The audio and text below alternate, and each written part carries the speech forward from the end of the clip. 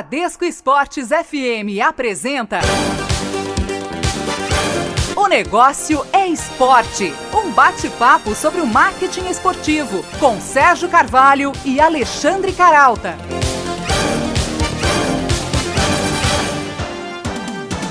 Olá para você ligado na Bradesco Esportes FM, começamos mais uma edição de O Negócio é Esporte. Olá também para você que nos ouve acessando a nossa página na internet, www.onegocioesporte.com.br.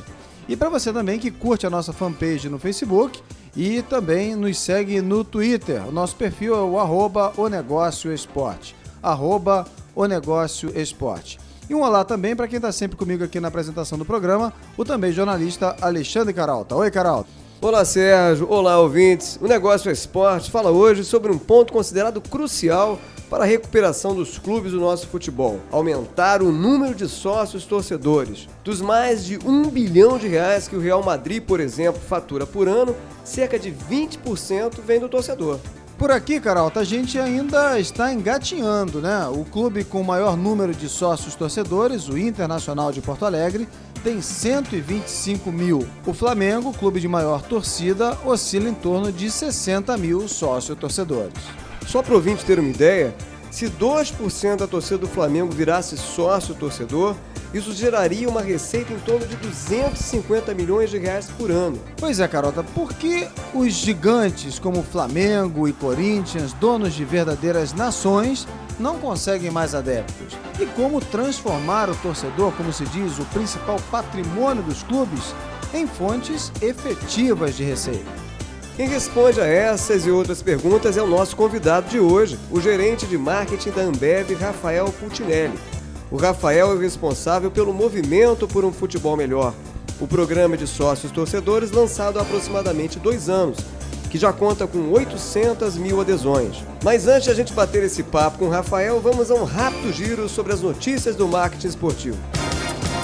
Golaços da semana, os negócios no mundo esportivo. Carrasco da seleção brasileira em 2006, o francês Thierry Henry se despediu do futebol pelas redes sociais. No Facebook do ex-jogador do New York Red Bull, foram mais de 170 mil curtidas no adeus online em apenas 24 horas. Henry ainda disse na publicação que vai seguir como comentarista esportivo na televisão. A Tommy Hilfiger ganha sotaque espanhol. O tenista Rafael Nadal, número 3 do mundo, é o novo embaixador da marca americana. Nadal vai estrelar a campanha da coleção Outono 2015 para a América do Norte, Europa e a Ásia. Depois de conquistarem os principais títulos do país, Atlético Mineiro e Cruzeiro vão estampar a mesma marca na camisa no ano que vem. A Semil, empresa especializada na produção de leite, entra no futebol mineiro substituindo o BMG, que também patrocinava a dupla. O Galo fez apenas uma exigência. Como a logo é azul, cor do maior rival, o clube pediu para trocar as cores para preto e branco. Os torcedores do Atlético Paranaense não vão mais tirar o furacão da cabeça. A nova parceira do clube, New Era, vai lançar gorros e bonés exclusivos para a torcida atleticana. A marca, para quem não sabe, é a fornecedora de bonés oficial da Liga de Beisebol dos Estados Unidos, uma modalidade na qual o boné é quase uma obrigação. Formado em engenharia pela PUC do Rio, Rafael Puccinelli tem MBA em finanças corporativas pelo IBMEC e marketing também pela PUC do Rio. Há 10 anos trabalha na Ambev e desde 2010 responde como gerente de marketing e é também responsável pelos projetos esportivos. Rafael, é um prazer receber você aqui em mais uma edição de Negócio Esporte. Oi, Sérgio. Oi, Caralta. Eu que agradeço pelo espaço e contar um pouquinho do que a Ambev e outras empresas estão fazendo pelo futebol brasileiro através do Movimento por um Futebol Melhor. Legal, Rafael. Eu queria começar esse papo aqui, me corrija se eu estiver errado, dando um balanço, né, em relação a um programa de sócio-torcedor que está tentando, né, criar uma nova relação dos clubes com as marcas, enfim. Então já são mais de 800 mil sócios-torcedores, né, no país, e o programa reúne 56 times, é isso? Exatamente. A gente começou o projeto do Movimento por um Futebol Melhor, né, que foi basicamente revolucionar essa relação das empresas privadas com os clubes do Brasil. A gente tinha claro que era necessário fortalecer o futebol brasileiro e um grupo de empresas, né, algumas empresas, se uniram para poder conceder descontos em seus produtos e serviços para aqueles torcedores que se associassem aos clubes, né, e, consequentemente, recuperar o investimento que faz no clube através do sócio-torcedor em benefícios, né. Então, realmente, o programa hoje já supera a casa dos 800 mil sócios. A gente lançou o projeto no ano passado com 158 mil sócios torcedores e passado um ano e 8 meses a gente está com 815 mil sócios espalhados pelo Brasil, um crescimento muito significativo. Pois é, a gente conversa aqui muito no programa com gestores de clubes, consultores de marketing esportivo e há quase que uma unanimidade em torno desse tipo de iniciativa como um dos fatores, uma das ações que podem modernizar o futebol, podem colocar o futebol brasileiro num nível de profissionalismo que muitas vezes só fica na retórica. Aí eu te pergunto, como é que foi a mudança dessa relação? Como é que o torcedor passou a enxergar nesse tipo de programa algo mais do que uma vaquinha para ajudar o clube do coração? Não, na verdade a gente até começou entendendo um pouquinho como é que era essa relação do sócio-torcedor fora do Brasil.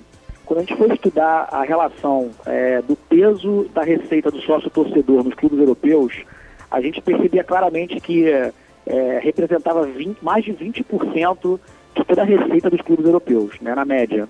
E quando a gente olhava no Brasil, era 7% da receita dos clubes. E a gente foi se questionar e entender o porquê que isso acontecia.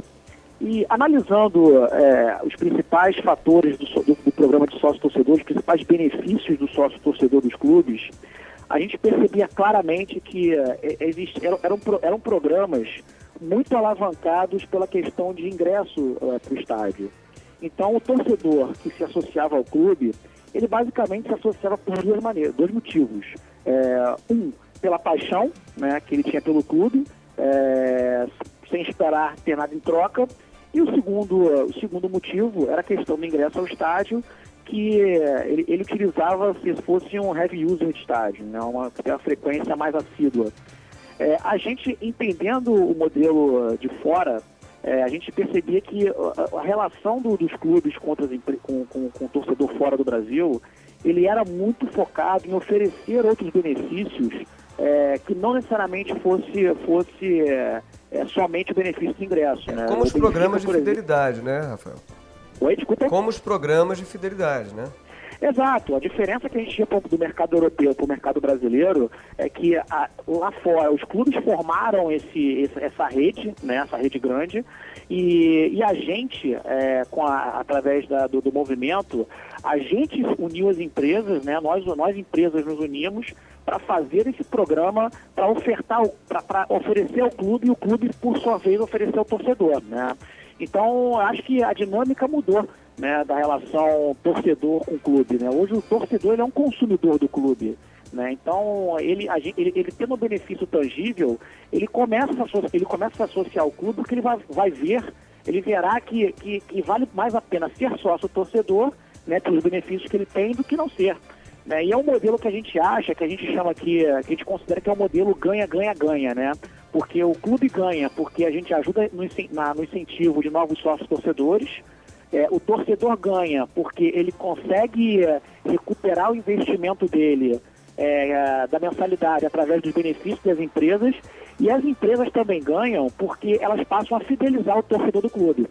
A fidelização acho que é a chave aí desse processo. Agora a gente vê, Rafael, que os problemas do futebol brasileiro são muito mais fora de campo, né, do que dentro de campo, né? O Botafogo, por exemplo, tinha um grande time que chegou até a Libertadores de 2013, se despedaçou ao longo de 2014 até o rebaixamento.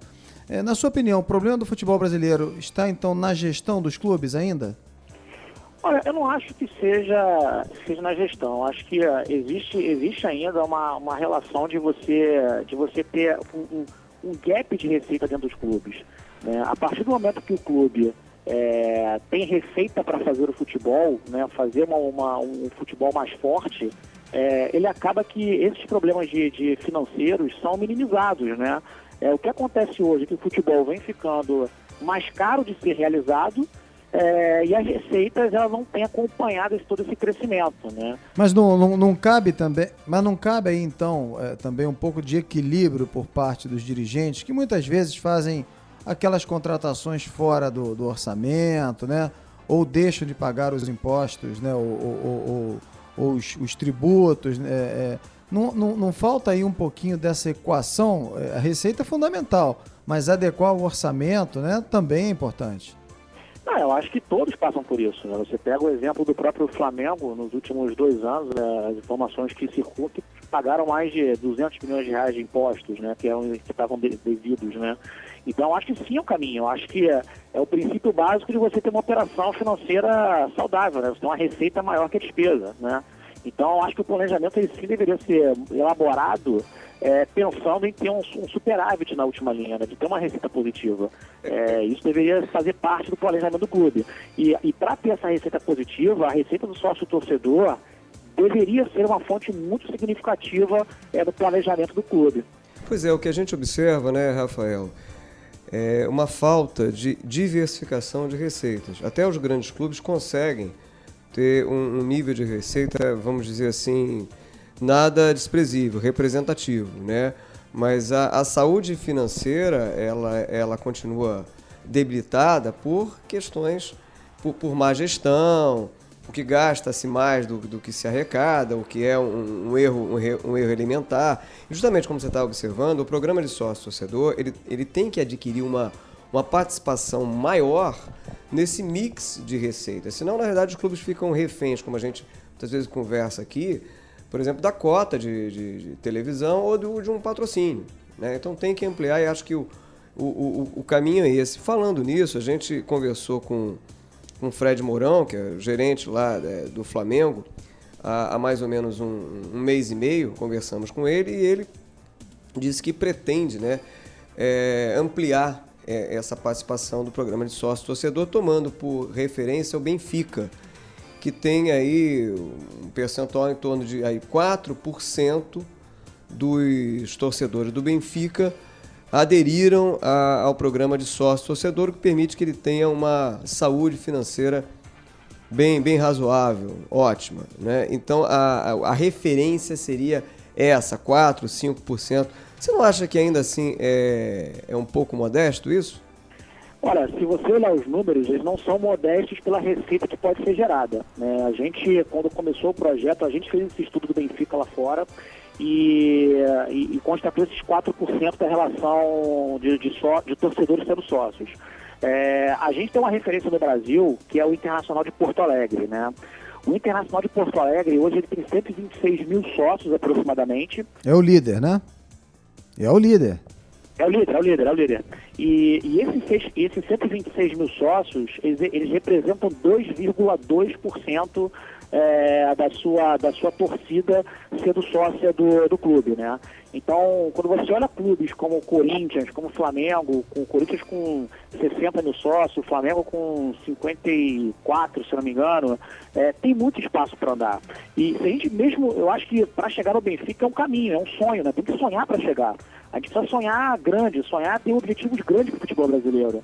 E se a gente, por exemplo, chegasse com todos os clubes no patamar de 2,2% de todos os torcedores sendo sócios do clube, isso significa injetar no futebol brasileiro mais de R$1 bilhão no futebol, né? A gente está falando do Flamengo ter aproximadamente 600, 700 mil sócios torcedores. Se você chegar no patamar do Benfica, de 4% em todos os clubes do Brasil, é injetar no futebol brasileiro mais de R$2 bilhões de receita incremental. E aí a gente está falando de Corinthians e Flamengo ter mais de 1 milhão de sócios torcedores, né? De torcedores sendo sócios do seu clube, né? E quando você olha clubes com patamar de torcedores que tem a casa dos milhões, né? Principalmente Corinthians, Flamengo, São Paulo, Palmeiras, Vasco, Fluminense, Botafogo, né? Santos, esses clubes, eles têm milhões de torcedores pelo Brasil, né? E o sucesso desse clube, o segredo para essa rentabilização do clube é como que você trabalha esse torcedor que não está focado somente para o estádio. O estádio é uma variável importante, mas se você conseguir trabalhar uma relação com esse torcedor e gerar uma receita incremental, é uma oportunidade gigante para você ter uma diversificação da receita, né? Então, é difícil, mas eu acho que a gente tem que sonhar e sonhar grande para chegar lá. Até porque você falou em estádio, a gente sabe que o teto do estádio, como na participação de receita total dos clubes, ele é um teto curto, vai ficar ali sempre em torno de 7% a 10%, né? A gente sabe isso. Já esse tipo de iniciativa pode ter um incremento muito maior, né, na participação de receita. Né? Inclusive, até essa fidelização ela pode se dar até fora dos limites geográficos ali, né, que é o que os clubes, né, os clubes internacionais vêm fazendo fortemente, inclusive aqui no Brasil. Eu lembro que a gente conversa essa semana aqui no Negócio Esporte com o gerente de marketing da Ambev, o Rafael Putinelli, falando um pouquinho pra gente aqui do programa, né, de incremento ao esporte, ao futebol brasileiro. Você citou aí, Rafael, aqui no Brasil, o Inter, né, como líder, né, com 126 mil associados, né, é o único no país com mais de 100 mil, o Grêmio vem atrás com 80 mil. Na Alemanha são 3 clubes com mais de 100 mil sócios. A gente tem o Bayern, o Schalke e o Borussia. Eu queria falar com você um pouquinho sobre o Borussia, Rafael, que nos últimos 3 anos ganhou quase 60 mil sócios. Dá para explicar um crescimento assim tão rápido dessa base? Olha, eu não tenho dados para explicar 100% esse crescimento do Borussia, né? O que eu acredito muito é nessa relação que tem no futebol europeu de você estar se revolucionando essa relação de benefícios que está ofertando, né? Então, o próprio Borussia também tem uma série de benefícios que ele oferece para o seu torcedor. Então, acho que tem benefícios que eles são ofertados que vão além do ingresso, né? E esse é o sucesso que os clubes europeus têm desenvolvido, né? Que deveria ser replicado aqui no Brasil. Por exemplo, quando você fala em benefícios, que exemplos que a gente pode se espelhar lá de fora, que falta ainda aqui no Brasil em termos de contrapartida, de retorno, para, como se diz, fidelizar melhor o torcedor? Não, o que eu acho? Eu acho que se você tem um pacote, né, com empresas como que eu estou dentro do movimento por um futebol melhor, que você mesmo comentou de você pegar esse torcedor que não necessariamente mora no estado, né, mora fora do estado. O movimento por um futebol melhor, ele entrega justamente esse benefício para quem não mora no estado, né? Então, vou dar um exemplo. Se você tem um torcedor do São Paulo que mora em Manaus, por exemplo, né, ele dificilmente vai conseguir vai assistir um jogo do São Paulo no ano, né? Salvo se o clube for jogar lá, ou se ele despencar de uma viagem para poder assistir o jogo em São Paulo, né? Só que o movimento, ele permite ao torcedor de São Paulo virar sócio e ter benefícios nos supermercados que tem lá em Manaus para poder recuperar o seu investimento no clube, né? Então, eu acho que falta cada vez mais trabalhar essa coisa do tangível, né? E tangibilizar esse investimento que o torcedor faz no clube e, ao mesmo tempo, você oferecer também coisas intangíveis para o torcedor. O que eu falo muito é que existe uma composição de fatores que levam o torcedor a uma associação, né? Tem clubes que oferecem direito a voto, tem clubes que oferecem ingresso gratuito, tem clubes que oferecem uma rede de descontos, e o movimento por um futebol melhor, ele é a junção dessas empresas para entregar, permitir ao clube falar com 100% da sua torcida que ela pode sim investir no clube e ao mesmo tempo ter retorno do que ela investe nele. E lembrando aí que os descontos do movimento por um futebol melhor já chegam a 50 milhões de reais, é isso, Rafael? Exatamente. Essas empresas, passados 1 ano e 8 meses, já injetaram no futebol, em desconto para os sócios torcedores, 50 milhões de reais em descontos, né? E é bastante coisa. E não por um acaso a gente acredita que esse é um caminho sustentável e os clubes têm usado muito bem, alguns clubes têm usado muito bem esse benefício do movimento, né? Eu vou te dar um exemplo, eu acho que o próprio exemplo dos clubes de Minas, né? Que Minas é uma praça que os clubes trabalham bastante a questão do sócio-torcedor. O Cruzeiro começou o programa, ele entrou no projeto com 5 mil sócios e hoje ele tem aproximadamente 66 mil sócios-torcedores, né? Então, esse crescimento do sócio do clube, ele foi muito embasado, foi muito alavancado por mostrar ao torcedor o benefício além do estádio, né? Então, hoje o Cruzeiro foi o time que mais teve descontos do movimento por um futebol melhor. Mas por outro lado, Rafael... do Atlético Mineiro. Mas por outro lado, Rafael, desculpa, a gente também não pode se esquecer de que o Cruzeiro aí emplacou 2 títulos nacionais seguidos, né? E que, claro, isso tem um peso na decisão. Empolga, né? Por mais que haja esse amadurecimento já do torcedor como um consumidor e tal, racional ali, que espera entrar num programa de fidelidade que possa levá-lo até um retorno, como descontos, enfim. Ele tem algo, como você disse, tangível. Eu discordo um pouco dessa ótica, né? Mas você não acha que... Eu acho que a percepção, sim, é porque o resultado dentro de campo ajuda nessa mobilização de adesão, mas a gente sempre olha a ótica da seguinte forma. O sócio está crescendo porque o clube está indo bem dentro de campo.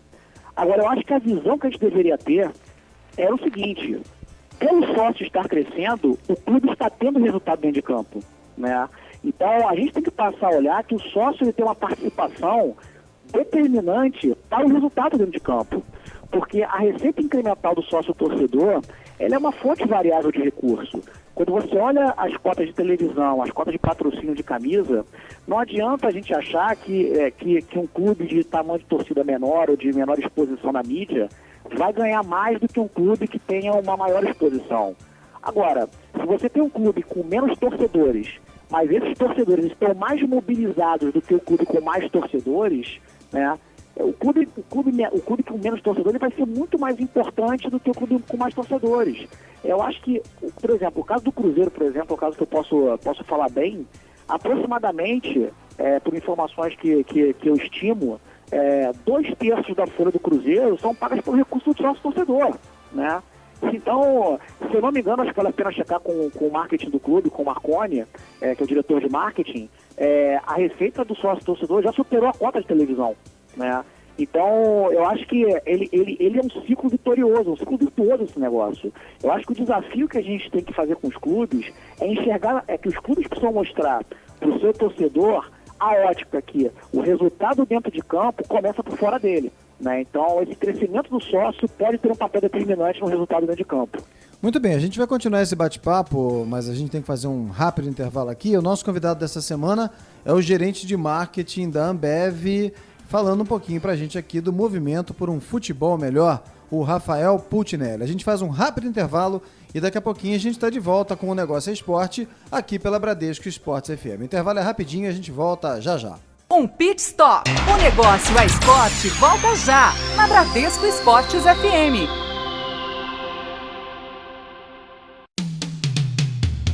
Na Bradesco Esportes FM, o Negócio é Esporte, com Sérgio Carvalho e Alexandre Caralta. De volta pela Bradesco Esportes FM com o Negócio é Esporte. Eu lembro que você pode ouvir o nosso programa acessando a nossa página na internet, www.onegocioesporte.com.br. Você pode ouvir o programa de hoje, a entrevista de hoje. A gente está conversando essa semana com o gerente de marketing da Ambev, falando um pouquinho aqui sobre o movimento por um futebol melhor, o Rafael Puccinelli. Então você pode ouvir essa entrevista novamente, acessando a nossa página e pode também curtir a nossa fanpage no Facebook. Pode ainda seguir o nosso perfil no Twitter.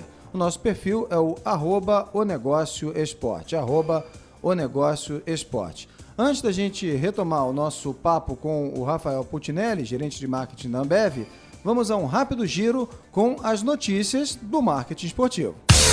Circuito dos Negócios. Não perca o que vem por aí no marketing esportivo.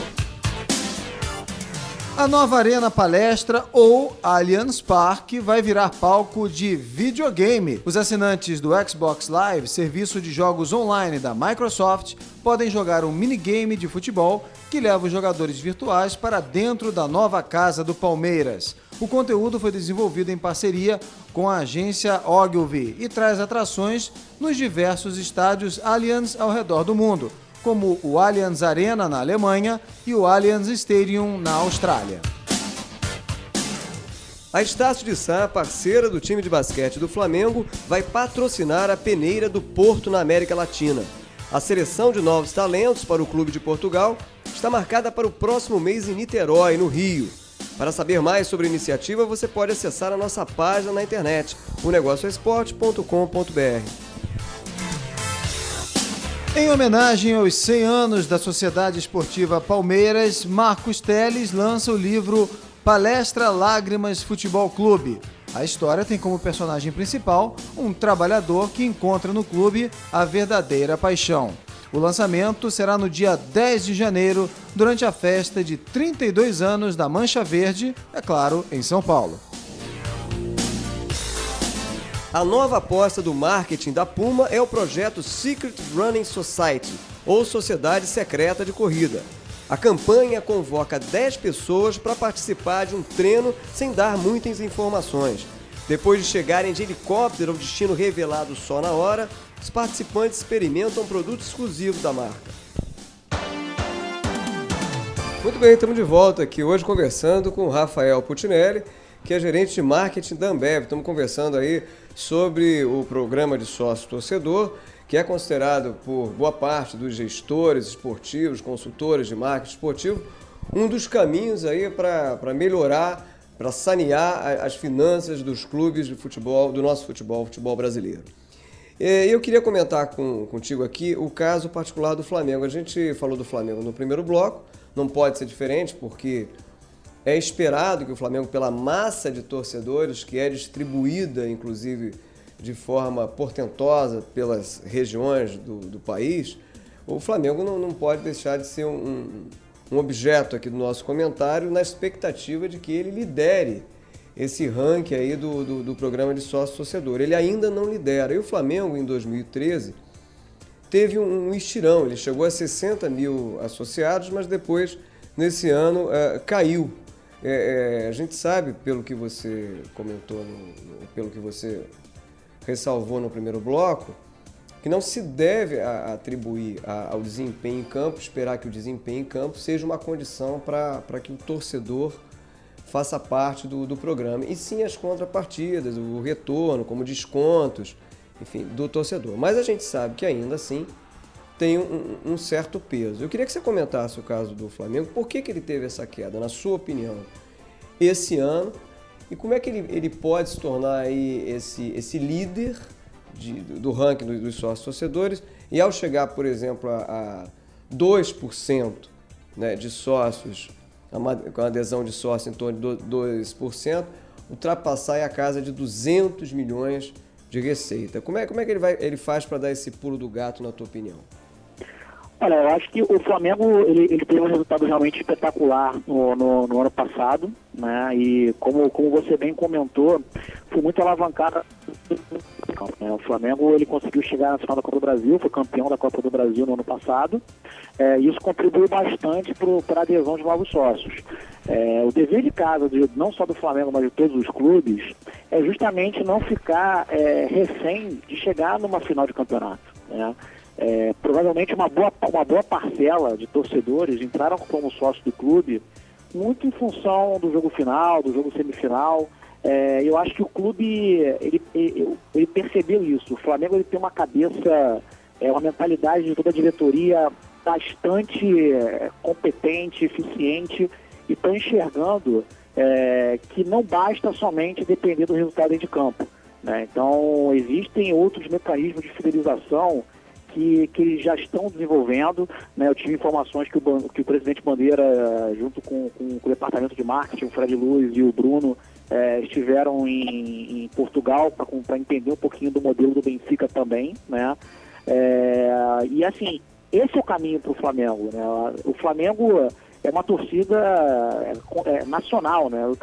Todo estado do Brasil tem um torcedor do Flamengo. Então, eu acho que o clube precisa desenvolver ferramentas, né, e também utilizar o movimento por um futebol melhor para se aproximar desse torcedor que é apaixonado pelo clube, mas não tem essa proximidade do dia a dia com ele, né? Então, esse deveria ser o caminho do Flamengo. E realmente, com 2%, a gente está falando de ter 700 mil sócios no Flamengo, gerando 250 milhões de reais de receita incremental no ano. Aí dá até para comprar o Cristiano Ronaldo. Olha, de repente dá, hein? Tem que botar mais uns torcedorzinhos aí. Agora deixa eu aproveitando aqui esse exemplo do Flamengo, né? A gente tem um outro exemplo aí que pode seguir essa mesma linha do Flamengo, né? Em 2014, o clube que mais cresceu foi o Palmeiras, ganhou quase 30 mil sócios, né? E hoje chega aí a 64 mil sócios torcedores, né? É verdade que o clube passou por um ano muito difícil, ruim, né? Lutou contra o rebaixamento, mas ao mesmo tempo também era o ano do centenário do Palmeiras, o ano da inauguração da nova arena, né? Do Allianz Parque. Eu queria perguntar a você, como fazer para que o número de sócios do Palmeiras também não caia, como aconteceu com o Flamengo?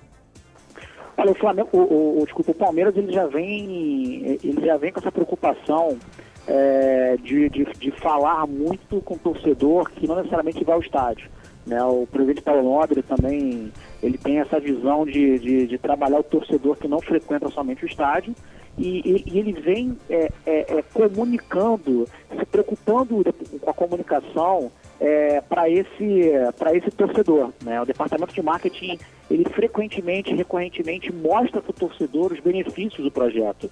E mais do que isso, ele desenvolveu planos que atendem a todo tipo de torcedor, né? O Palmeiras hoje tem planos que começam com preço próximo de R$10, se não me engano, né? Então isso permite um torcedor contribuir para o clube e ao mesmo tempo ter benefícios com o programa. Eu lembro que a gente está conversando aqui no Negócio Esporte hoje com o gerente de marketing da Ambev, responsável pelo programa de sócio-torcedor, o Rafael Putinelli. Rafael, a gente está aqui avaliando, comentando alguns casos, você também falou do Cruzeiro, que hoje é o terceiro nesse ranking, mas a dupla gaúcha, Internacional e Grêmio, lidera, né? Tá no topo aí. Por que essa hegemonia gaúcha? Olha, o Sul ele teve já um processo de mobilização da torcida, até mesmo antes de ter o movimento por um futebol melhor, né, do lançamento do projeto. Existia essa preocupação dos clubes de trabalhar esse torcedor, esse contato com o seu torcedor, né? Então eles próprios já criaram também uma rede de benefícios e ofertavam para os seus torcedores, de forma para contribuir com uma receita incremental. Então já tinha uma questão de cultura do programa de fidelidade no Sul tá mais avançada. E também, me desculpa, mas eu acho que contribui para isso também o fato deles estarem adiantados em relação aos estádios próprios, né? Tanto o Internacional quanto o Grêmio, né? Já tinham feito esse dever de casa, né? E reformularam seus estádios, então talvez isso também possa ter contribuído decisivamente. Não, com certeza. Acho que o fato de eles terem estádios permitiu montar um programa que alavancado também pela questão do ingresso,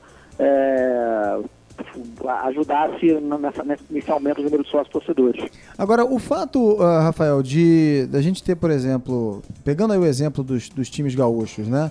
Um mercado um pouco menor e aí, naturalmente, com uma competitividade também, né? Um pouco menor, comparado aos dois principais mercados, né? O do eixo Rio-São Paulo aí, né? São Paulo e Rio de Janeiro, que tem clubes de uma visibilidade maior no cenário nacional e, ao mesmo tempo, também uma competitividade maior. Afinal de contas, são 4 ou 5 grandes clubes em cada um desses centros, né? Isso faz muita diferença também nessa busca pela fidelização do sócio-torcedor, ou do torcedor, no antigo modelo aí, né? Nesse contexto da fidelização? Olha, eu acredito que eu acho que o fato de ter mais clubes no eixo Rio-São Paulo não faz tanta diferença quando você compara com o Sul, né? Porque todos os clubes têm milhões de torcedores, né? Então, acho que se a quantidade de sócios fosse na casa dos milhões, eu até concordaria, né? Eu acho que ainda tem muito espaço para andar em relação ao programa de sócio. Eu acho que talvez por tempos passados, a receita que os clubes do eixo Rio-São Paulo talvez conseguissem com maior facilidade e não faziam tanta diferença, né? Porque eles conseguiam ter uma receita incremental aos clubes fora do eixo Rio-São Paulo. Não existe uma preocupação talvez tão grande com o sócio, né? Mas acho que agora existe uma preocupação porque é a única fonte variável de receita para o clube, que é o sócio torcedor. A gente está falando aqui alguma coisa em torno de entre 0,5% até 1,5% nessa arrancada aí do programa de sócio torcedor entre os principais clubes do Brasil, né? Vamos supor que daqui a um tempo, sei lá, 1 ano, 2 anos, 5 anos, a gente chega aí até essa casa dos 3%, 4%, tomando como referência o Benfica, que se tornou um caso, uma referência em relação ao programa de sócio-torcedor.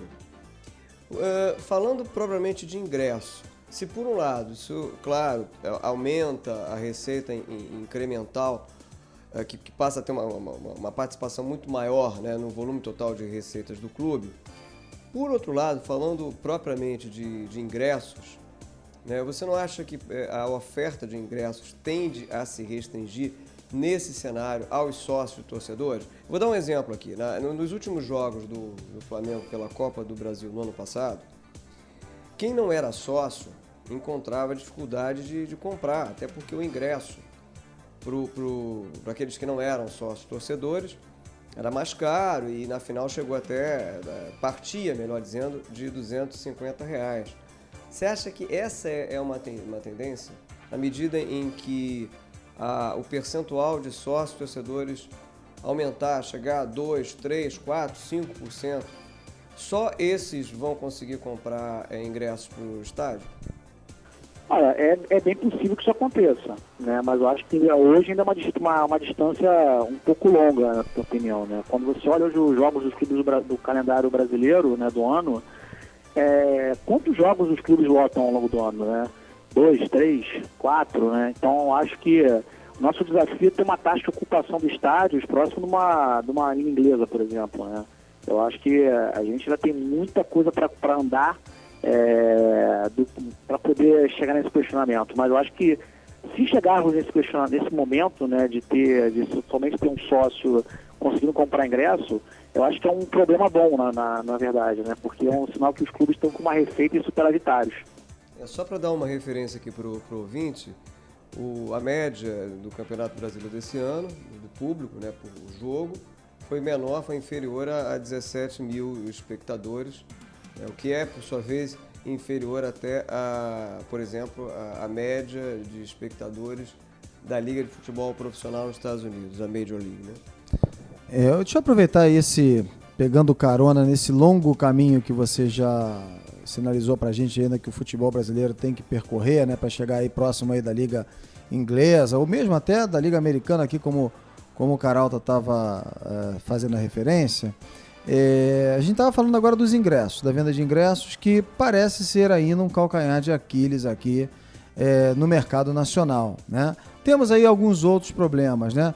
Parece que há uma carência, de um modo geral, na prestação do serviço para o consumidor brasileiro. Não estou falando nem do torcedor, estou falando para o consumidor, de um modo geral. O torcedor é um consumidor do evento esportivo, né? Do espetáculo esportivo. Na sua opinião, não só profissional de marketing, né, mas também até mesmo de torcedor, o que na tua avaliação, Rafael, ainda tem que melhorar muito na entrega do serviço para o torcedor, né, para o cliente? E onde a gente já chegou a um nível satisfatório comparado aí com o cenário internacional? Olha, eu acho que está evoluindo essa questão das arenas no Brasil, né?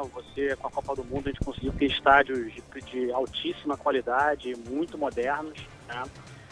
Eu acho que a operação ela pode ser bastante melhorada, né? Quando você compara, de novo, é ruim você dar o exemplo de fora, mas eu acho que é importante de copiar aquilo que é bom, né? O desafio dessas arenas é como é que você consegue levar o torcedor mais cedo para o estádio e fazer com que ele saia mais tarde do estádio, né? Você faça uma experiência completa que ele possa passar não somente o período do dia do jogo hoje, né? Então esse deveria ser o grande desafio das arenas para frente. E quando você fala também dos próprios serviços oferecidos, né?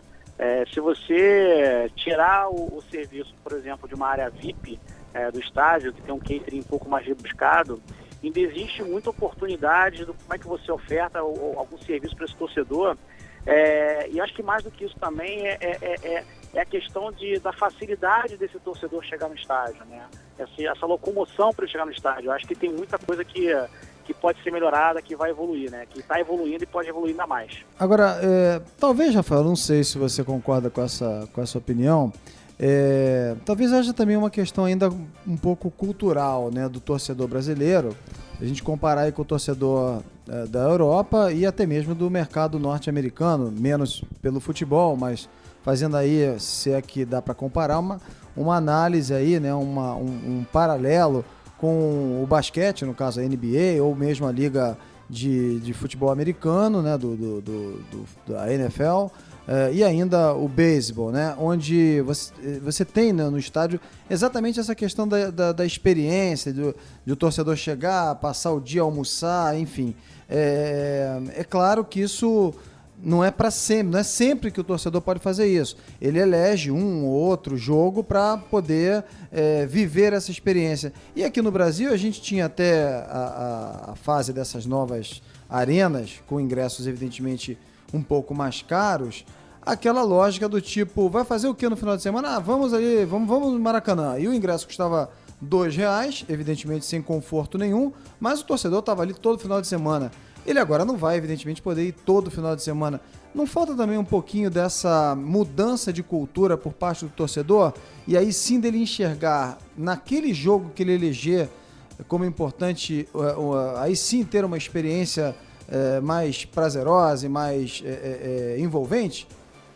Olha, eu até concordo em parte com esse ponto, mas eu acho que também passa um pouco pela qualidade do futebol dentro de campo, né, dentro do gramado, né?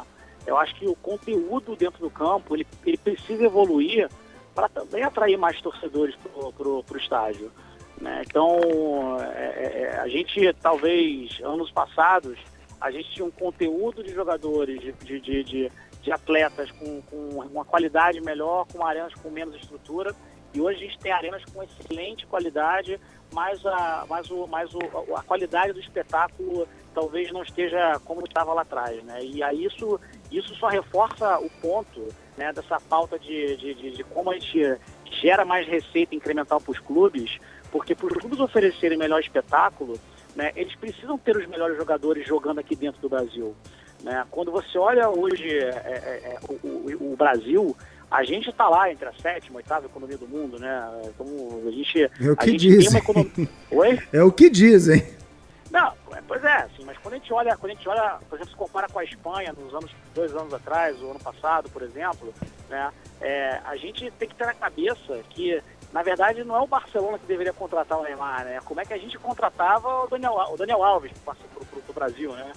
Então a gente precisa ter uma mentalidade de protagonista, né? A gente precisa ter na cabeça que para a gente continuar desenvolvendo o futebol brasileiro, a gente precisa reter os nossos principais atletas no Brasil, né? E também desenvolver o futebol brasileiro, trazendo a qualidade para dentro dos estádios.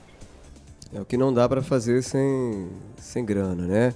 E sem uma claro, e fazê-lo de uma forma sustentável, né? Até porque o próprio programa de sócio-torcedor, como a gente já observou aqui, não adianta ele oscilar, ele tem que ter uma regularidade, uma linha estável, né? Porque senão, se ficar muito ainda dependente de resultado, aí essa oscilação ela é prejudicial, porque não dá nem para contar com essa receita, né? Mas a gente sabe...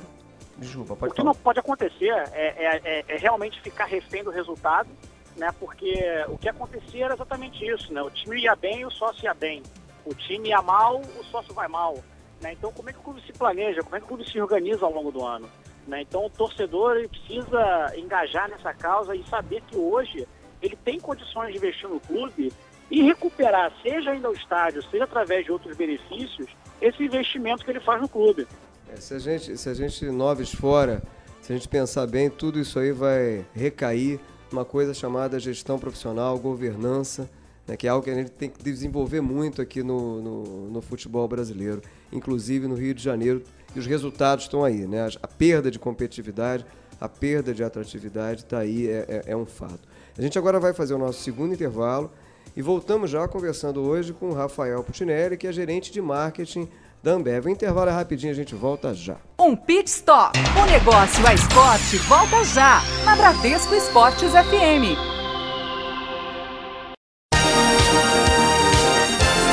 De volta na Bradesco Esportes FM. O negócio é esporte. De volta pela Bradesco Esportes FM com o Negócio é Esporte. Eu lembro que você pode ouvir o nosso programa, essa entrevista aqui e todas as demais entrevistas anteriores acessando a nossa página eletrônica www.negocioesporte.com.br. Você pode também curtir a nossa fanpage no Facebook e ainda seguir o nosso perfil no Twitter. O nosso perfil no Twitter é o @onegocioesporte, @onegocioesporte. Essa semana a gente está conversando aqui sobre o programa Sócio Torcedor. O nosso convidado é o Rafael Puccinelli, gerente de marketing da Ambev. Rafael, saindo um pouquinho aqui da questão do movimento para um futebol melhor, né? Que outras maneiras, tirando esse projeto, você acha que podem ajudar a salvar as finanças dos clubes brasileiros? Que iniciativas você considera aí que podem ser adotadas?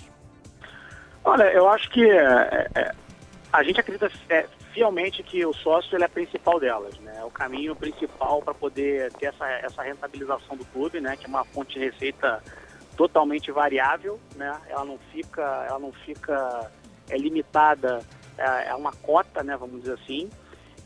Mas eu acredito que tem muito espaço para andar esse trabalho do torcedor, né? De você levar ele mais para o estádio, você ter um relacionamento com ele mais próximo e desenvolvendo ferramentas de comunicação com ele, você consequentemente vai atrair mais para o estádio, vai ter mais público dentro dos estádios, então acaba que vira um modelo ganha-ganha também. Você falou sempre que o programa de sócio-torcedor, ele gera uma receita incremental representativa. À medida que chega ali aquele patamar de 4%, pode se tornar inclusive decisiva para o clube, por exemplo, trazer jogadores melhores, formar times mais competitivos, mais encantadores e assim atrair mais o torcedor, gerando aí um círculo virtuoso, né? Falando um pouquinho ainda de saúde financeira, a gente sabe que na outra ponta é preciso equacionar essas dívidas aí faraônicas, né? Aproximadamente em torno de 5 bilhões de reais, só para o ouvinte ter uma ideia. E uma das iniciativas, a mais recente pelo menos nesse sentido, foi a lei de responsabilidade fiscal, que prevê um parcelamento de 20 anos, 25 anos, esse prazo ainda não está definido, né? Mediante a contrapartida dos clubes, em torno de compromissos fiscais, compromissos trabalhistas, transparência nas contas, tudo aquilo que tem a ver com uma governança profissional e responsável, né? Mas esse projeto, a semana... E aliás, só com penas importantes, caso o clube não cumpra, né? Como perda de pontos e até mesmo o rebaixamento de grupo, né? Isso. Inclusive, a gente conversou aqui no Negócio é Esporte com o secretário nacional do futebol, Toninho Nascimento, quando esse projeto estava sendo encaminhado lá no Congresso. Ele está para ser votado esse ano, parece que só vai ficar essa discussão para o ano que vem, mas nessa semana aí a gente teve uma manobra, segundo a qual foi embutido num projeto de lei um texto que modificava, né, essa condição. Quer dizer, os clubes não teriam mais de apresentar essas contrapartidas, né, de compromissos fiscais, trabalhistas, contábeis, e a dívida seria parcelada em 20 anos. Essa foi uma tentativa de mudança. Mas eu queria falar agora, Rafael, um pouquinho do marketing social feito pela Brahma, né? O projeto Viva o Campinho, que promete revitalizar 300 campos de várzea pelo país e que no mês passado lançou um comercial bem legal, reformando uma quadra na zona norte da cidade de São Paulo. É uma grande jogada de marca para relacionar a imagem da cerveja, né, da Brahma, à imagem do futebol, Rafael? Olha, eu não digo jogada da marca, né? Porque a gente tem uma responsabilidade com a marca, né? O movimento pelo futebol melhor, ele é grande, é enorme, né? Então, o nosso papel é fortalecer os clubes dentro de campo, né, no universo de futebol profissional, e também agora a gente está levando um pouquinho dessa questão social, né, de desenvolver, melhorando o futebol brasileiro, né, de uma maneira genuína. Eu entendo que isso é uma maneira genuína da gente fortalecer o futebol brasileiro. Uma outra iniciativa da Brahma tem a ver com rede social, né? Buscando a interação com o público jovem. No Facebook, a marca reúne alguns perfis relacionados a clubes, como Brahma Fla, Brahma Flu, Brahma Fogo, né? E posta imagens para os torcedores compartilharem.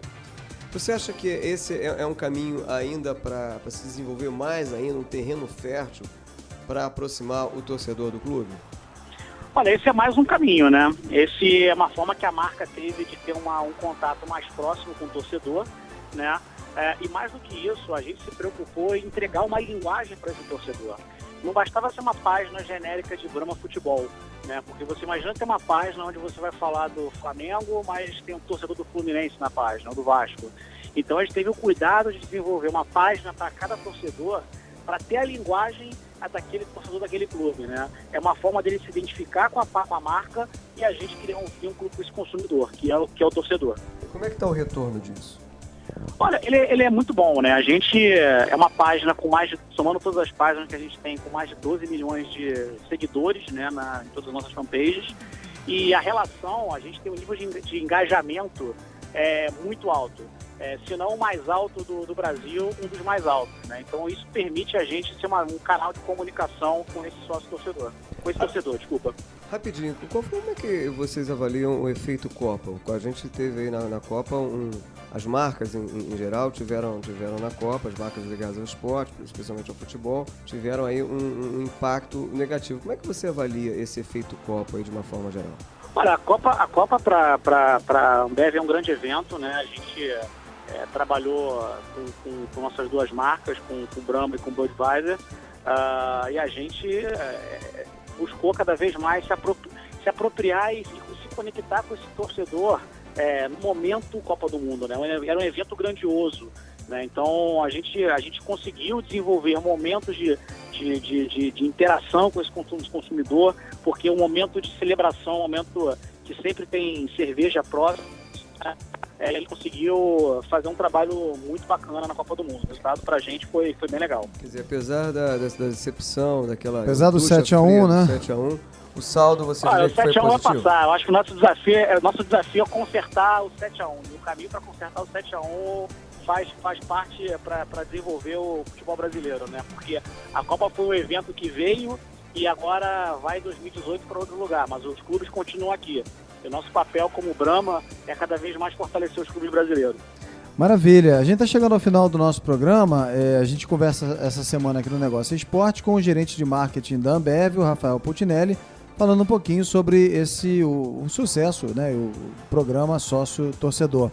E eu queria perguntar a você aqui, Rafael, em relação às novidades, né, do programa Sócio Torcedor para 2015. Olha, a gente continua acreditando muito no programa de Sócio Torcedor, a gente vai continuar investindo cada vez mais, né? A gente vê algumas marcas deixando de investir no futebol nacional, mas a gente vai continuar firme e forte investindo nos clubes. A gente tem um papel determinante e a gente quer contribuir para o crescimento do futebol brasileiro e a gente, como marca, deveria estar junto com os clubes liderando esse processo, né? Muito bem, a gente conversou essa semana aqui no Negócio Esporte com o gerente de marketing da Ambev, o Rafael Putinelli, falando pra gente sobre o programa Sócio Torcedor. Antes da gente se despedir aqui do Rafael, tá na hora do nosso... Apito Final. E no nosso apito final, Rafael, começo perguntando a você sobre uma jogada de mestre.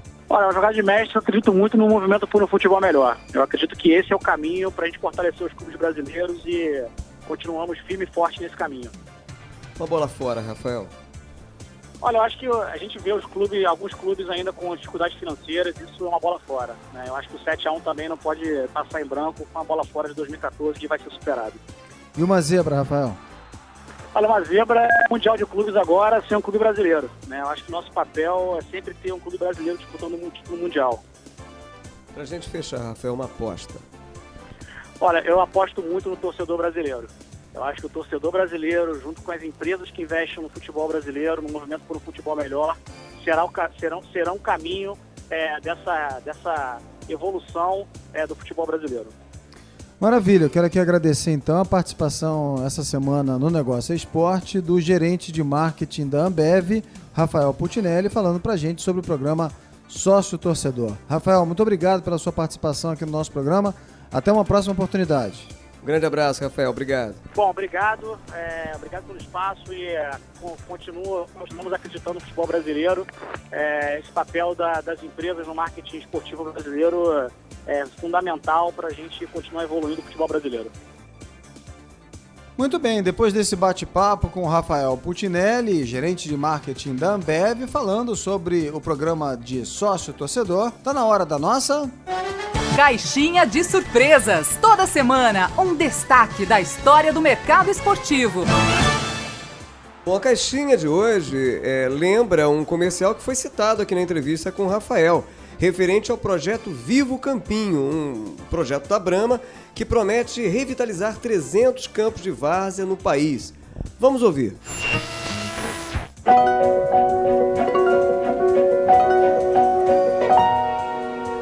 Esse campo é um campo abandonado. Era barro puro, caía, tinha que ir para o hospital porque ralava toda a perna. Quando chovia, então, piorava tudo. Era terrível. Nossa! Isso aqui era um brejo! Porque tinha muito prego, caco de vidro, resto de madeira. Aqui nunca teve nada, nunca teve nada.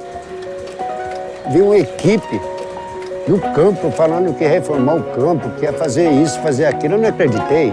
Eu falei, mas será que é verdade que vai acontecer tudo isso? Pra nós foi tudo uma surpresa, né? Foi uma surpresa do nada. Eu não acreditei quando chegou isso. Não acreditei. Quando falaram pra mim, eu falei, meu Deus do céu. É verdade, é verdade. Vai alambrar, vai colocar iluminação, vai colocar uma grama sintética.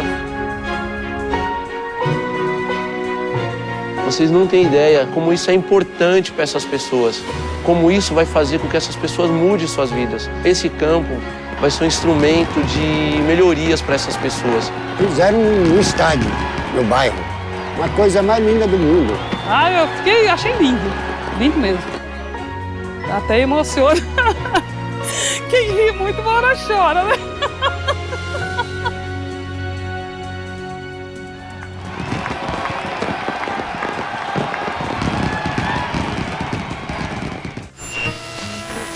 Você pode ouvir e ver essas peças publicitárias acessando www.onegocioesporte.com.br. E assim termina mais um bate-papo sobre marketing esportivo, que teve a produção e edição de João Mércio. O Negócio Esporte é um programa da Startcom Comunicação em parceria com o grupo Bandeirantes de Rádio. Até o próximo domingo. Não perca a reprise do nosso programa sábado às 9 da manhã. Uma ótima semana a todos e até a próxima. Até lá. Na Bradesco Esportes FM, o negócio é esporte, com Sérgio Carvalho e Alexandre Caralta.